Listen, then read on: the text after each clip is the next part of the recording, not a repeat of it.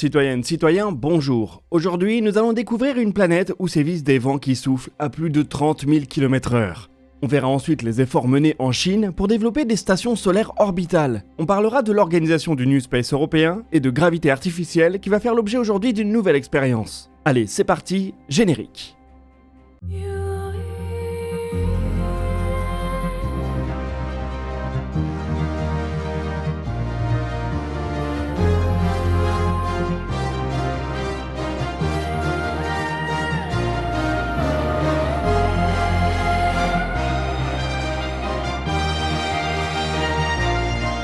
Bienvenue dans DNDE, l'émission qui vous résume l'actualité spatiale tous les mardis à 18h.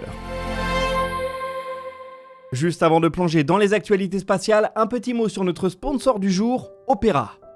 Comme beaucoup d'entre vous, je passe ma vie sur Internet et je prends donc un soin tout particulier à choisir mon navigateur. La porte vers mon travail, mes réseaux, mes divertissements et j'en passe. Opera vient de lancer sa nouvelle version Opera One R2 pour apporter tout plein de nouvelles fonctionnalités. J'apprécie tout particulièrement la possibilité de faire apparaître 2 pages en écran partagé, en faisant simplement glisser un nouvel onglet vers le bas. C'est ultra pratique pour faire des recherches sans perdre le fil. Pour ceux qui aiment travailler ou naviguer en musique, Opera One R2 possède un lecteur intégré qui fonctionne avec Spotify, Apple, Deezer, YouTube Music et d'autres. Vous pouvez contrôler votre musique en survolant l'icône du lecteur et vous pouvez bouger ce lecteur où vous le souhaitez, à l'intérieur ou à l'extérieur du navigateur. Opera possède une gestion des onglets ultra poussée, vous pouvez les regrouper par contexte avec la fonctionnalité d'îlot, et si vous avez plein d'onglets ouverts, les plus récents seront soulignés d'un petit trait. C'est tout bête, mais si comme moi vous souffrez d'une onglite aiguë et que vous passez votre temps à vous demander sur quelle page j'ai vu ça déjà, c'est un gain de temps considérable. Le navigateur possède également des fonctions d'IA avancées avec un outil auquel vous pouvez poser toutes vos questions, Aria, et un générateur et outil de reconnaissance d'images. Vous pouvez utiliser Aria en ligne de commande sans quitter la page sur laquelle vous êtes en train de naviguer. Comme tout le reste du navigateur, l'objectif est de minimiser les interruptions et les allers-retours inutiles. Opera est personnalisable avec une série de thèmes pour vous sentir comme à la maison lorsque vous êtes sur le web. Il y en a 3 de base, Classic, Aurora et Midsommar. Vous pouvez modifier leurs couleurs, leurs animations ou les sons du navigateur. Les combinaisons possibles sont presque infinies. Et si vous êtes intéressé par toutes ces fonctionnalités, vous pouvez suivre le lien en description. Nous, on va naviguer du côté des actualités spatiales. La grande tache rouge de Jupiter est la plus grande tempête du système solaire. Grande comme 4 fois et demi la Terre, il y sévit des vents pouvant monter à plus de 430 km/h. Comme point de comparaison, le plus fort coup de vent jamais enregistré sur Terre a culminé à 407 km/h, et c'était absolument exceptionnel. Jupiter ne tient cependant pas le record des vents les plus violents du système. Le trône revient à Neptune. La dernière planète du système solaire abrite des vents qui peuvent grimper à plus de 2000 km/h.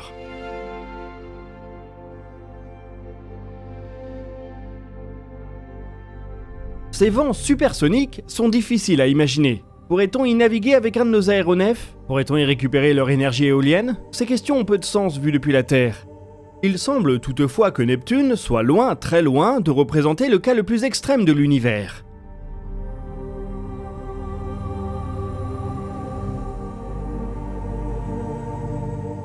Généralement, plus une planète est grosse, plus elle offre de fortes différences de température, et plus ses vents seront forts. Une planète géante, gravitant à grande proximité de son étoile, un Jupiter chaud, comme on les appelle, a donc de bonnes chances de faire péter les compteurs. Et justement, on vient d'en trouver un exemple frappant. WASP 127b est une exoplanète qui gravite autour d'une étoile assez semblable au Soleil, à 520 années-lumière de nous. Elle se trouve beaucoup plus près de son étoile que la Terre du Soleil. Elle en fait le tour en un peu plus de 4 jours. Ce n'est pas une planète très massive, elle est 6 fois moins massive que Jupiter. Et pourtant, elle est légèrement plus grande que cette dernière. Sa densité globale est donc très faible. Elle est un peu gonflée comme un ballon de baudruche, légère et énorme. Une équipe de chercheurs travaillant avec le VLT a pu analyser la composition de son atmosphère. Ils y ont trouvé de la vapeur d'eau et du monoxyde de carbone, ainsi qu'une sacrée surprise. L'atmosphère semble en mouvement. Une partie d'entre elles semble s'éloigner de l'observateur et l'autre se rapprocher. Cela correspond à ce qu'on attendrait d'une atmosphère en rotation, soumise à de forts vents. Seulement pour expliquer la mesure, de forts vents ne suffisent pas. Il faut admettre des bourrasques absolument démentielles, soufflant à 33 000 km/h, 9 km par seconde.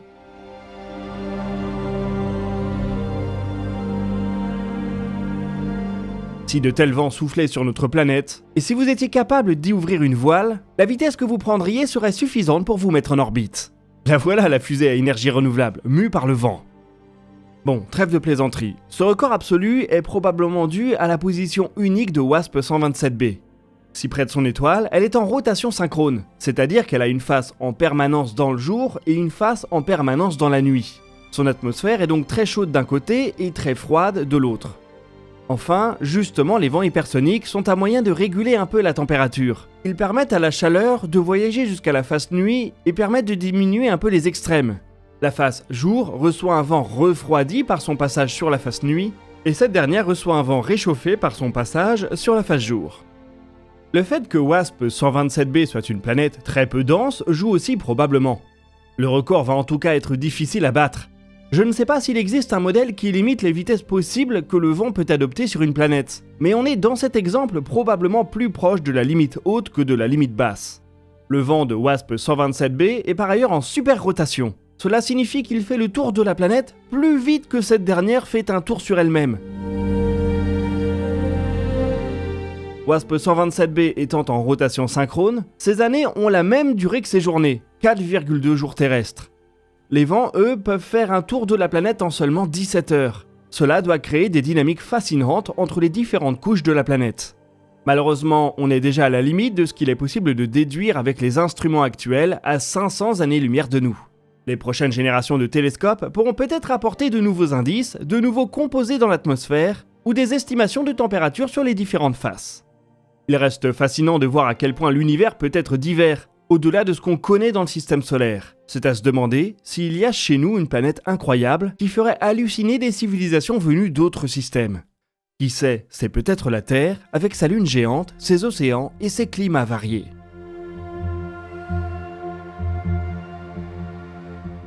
Si la Terre tournait autour du Soleil en 4 jours, on serait tous rôtis et la vie serait impossible. Toutefois, on n'aurait pas de problème d'énergie. On imagine que la production de panneaux solaires serait en effet très bonne. Heureusement pour nous, on est un peu plus loin. La contrepartie, c'est qu'il faut se montrer plus ingénieux pour récupérer l'énergie de notre étoile. Sur Terre, tout ou presque a déjà été tenté, et certains commencent à regarder au-delà. Un des principaux problèmes des panneaux solaires concerne leur rendement incertain. La nuit, les saisons, les nuages, autant d'obstacles qui viennent se mettre entre les photons produits par le soleil et les panneaux photovoltaïques qui permettent de les convertir en électricité. Dans l'espace, ces problèmes peuvent disparaître. On peut interrompre le cycle jour-nuit et il n'y a pas d'atmosphère à traverser.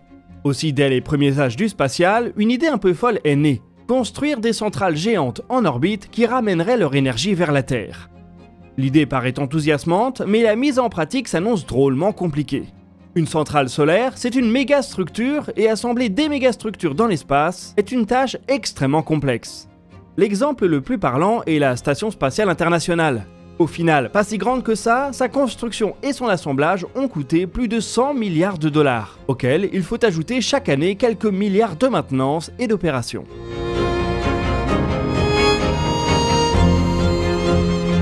Pour que la Terre puisse bénéficier d'une centrale solaire orbitale, il faut également être capable de transporter l'énergie entre l'orbite et le sol. On commence tout doucement à déployer en masse des technologies de transfert d'énergie sans fil. Pensez à la charge par induction de votre téléphone par exemple. Mais pour pouvoir traverser des centaines voire des milliers de kilomètres de vide, il va falloir innover. Certains considèrent toutefois le défi comme abordable, et en Chine, on a vu régulièrement la discussion revenir sur la table ces dernières années. Ces derniers jours, c'est un des pontes de la CALT, un des constructeurs de fusées nationales chinoises, qui est revenu à la charge. Il a présenté le design d'une station capable d'aligner une surface de collecte d'environ 1 km et produisant 300 TWh d'énergie chaque année.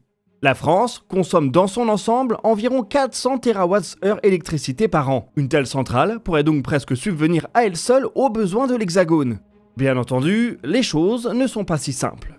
Assembler une telle structure s'annonce difficile. La Chine y voit un potentiel pour sa future méga-fusée, la Longue Marche 9, un monstre de 10 mètres de diamètre qui pourrait finir entièrement réutilisable comme le Starship. Il faudrait cependant qu'elle soit capable de grimper jusqu'en orbite géostationnaire, à 36 000 km d'altitude, en gardant une charge utile appréciable.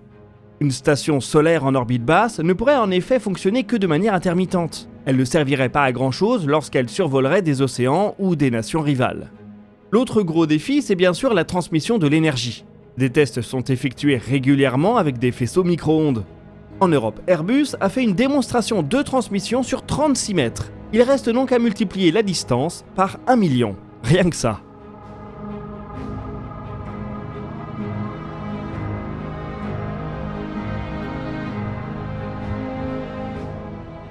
Les nuages, l'impact sur l'atmosphère ou le vivant sont encore un autre débat qui rend cette technologie bien plus lointaine.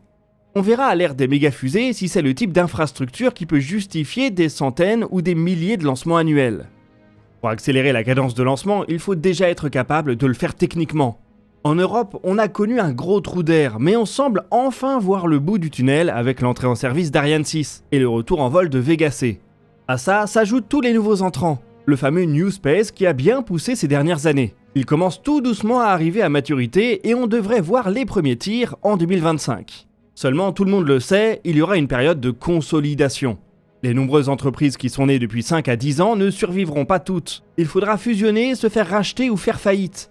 Et probablement qu'en 2030 ou 2035, seule une poignée de noms aura passé le test du temps. L'ESA, l'Agence spatiale européenne, a un rôle crucial à jouer dans le développement de cet écosystème. Elle possède les ressources et les contrats pour aider de nouveaux acteurs à émerger, à condition que ce soit bien fait. Une partie de l'industrie vient de partager sa vision en envoyant une lettre ouverte à l'agence, signée par The Exploration Company, Latitude, Maya Space, RFA, Orbex et iImpulse. On y trouve des recommandations sur ce qu'elles estiment nécessaire pour former un écosystème fertile. Le premier point, c'est évidemment le financement.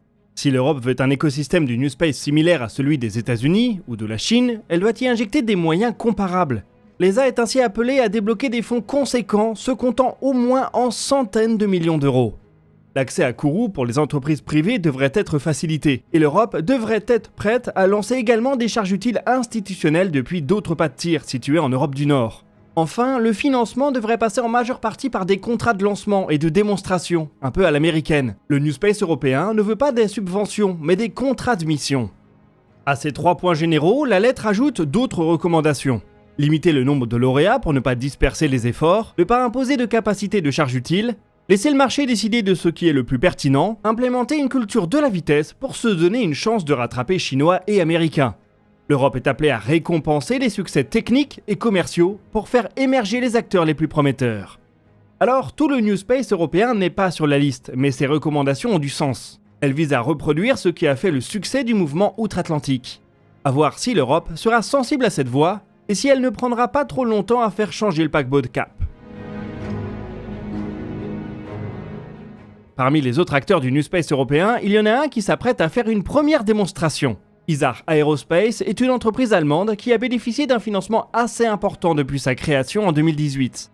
Elle développe depuis la fusée Spectrum qui, du haut de ses 28 mètres, doit être capable de placer 1 tonne en orbite basse. Elle a la particularité de fonctionner au propane, un gaz qui, à ma connaissance, n'a jamais fait ses preuves dans la propulsion spatiale. On devrait assez rapidement savoir s'il s'agit d'un éclair de génie puisque Isar se sent quasiment prêt à entrer en piste. Des mises à feu statiques des 2 étages sont en train d'être menées et tous les composants de la fusée sont arrivés à Andøya, en Norvège, le port spatial d'où elle doit décoller. Le premier lancement de la Spectrum devrait donc avoir lieu dans les mois qui viennent. S'il s'agit d'un succès, l'entreprise pourra offrir une nouvelle capacité au continent et nous donner un indice de l'efficacité du New Space par rapport à des solutions plus classiques. Voilà qui aidera peut-être l'ESA à trancher dans le débat. Allez, pour finir, on va repartir sur un autre vieux rêve de la science-fiction, la gravité artificielle. Vouloir échapper à la pesanteur terrestre pour au final se dire qu'on en a besoin dans l'espace, c'est un peu étrange, mais la technologie a des applications évidentes. Permettre aux humains de mieux s'adapter au milieu spatial, ou simuler les conditions d'un autre corps du système solaire. C'est ce dernier point qu'une fusée New Shepard va mettre en œuvre aujourd'hui. La petite capsule suborbitale de Blue Origin réalise un vol de démonstration sans équipage. Si vous regardez cet épisode au moment de sa sortie, il doit être en train de se terminer. Le but est de mettre la capsule en rotation, environ 11 tours par minute, pour simuler la gravité lunaire au niveau de ses parois. Certaines expériences y seront installées et pourront donc profiter d'un bon analogue à la surface de notre satellite pendant quelques minutes. 29 expériences sont à son bord, dont 17 pour le compte de la NASA. On imagine que certaines d'entre elles vont contribuer au développement du programme Artemis. À plus grande échelle, l'entreprise américaine VAST veut développer une station orbitale à gravité artificielle. Un premier module, Haven 1, doit être lancé cette année. Il doit permettre de mener des missions de 2 semaines dans un volume pressurisé de 80 mètres cubes. On verra si l'entreprise parvient à tenir cette deadline, auquel cas elle rentrera probablement très sérieusement dans les discussions pour le remplacement de l'ISS. Vast veut ensuite lancer plusieurs autres modules puis les assembler autour d'un cœur et les mettre en rotation. Cela t'offrirait un système de gravité artificielle qui permettrait des séjours beaucoup plus longs dans l'espace. On va attendre la démonstration et on verra si la NASA est prête à suivre.